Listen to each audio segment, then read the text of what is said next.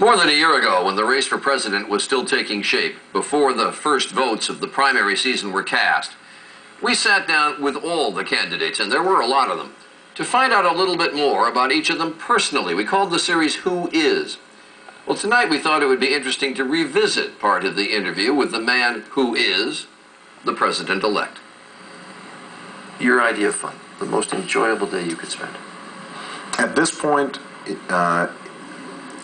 it is just hanging out with my kids. This wouldn't have always been the case, but The campaign makes you appreciate it. oh, it does. Prior to what campaigns do to candidates, though, your passion, the thing that really fully engages you, has nothing to do with work, nothing to do with the Senate, nothing to do with... I love playing basketball. I don't play that much now. I mean, I play maybe 5-6 times a year. But in terms of pure joy, being in a good basketball game really gets me going. The person you were most excited to meet, the person that made you think, wow. Nelson Mandela. Yeah. He is exactly how you'd want him to be. You know, he didn't disappoint. He's gracious, thoughtful, exudes leadership born out of struggle. Just an extraordinarily impressive person. What do you drive?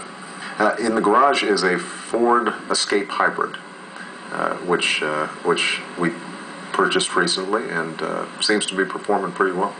Dream car, if you didn't have to worry about buying American and being proper with a hybrid. I confess I'm not a car guy. My wife reminds me of the car I owned when she first met me, which was a beat-up yellow Datsun that I had bought for $600 and had these big brown rust spots, so it looked like an overripe banana. And there was a hole in the floor in the passenger side where you could actually see the street when you were driving. Cars, I'm not a passionate car guy. Guilty as pleasure.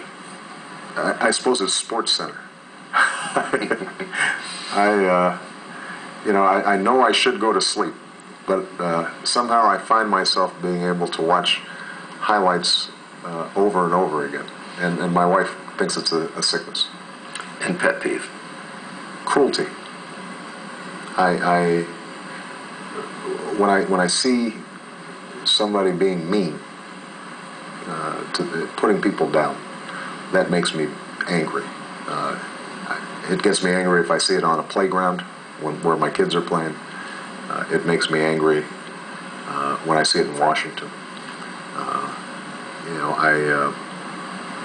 It's something I don't have much patience for. An interview that we conducted, just part of an interview about a year ago. Interesting, going from a beat-up yellow Datsun to about half-block long limousines in just a few years. What a transition. There is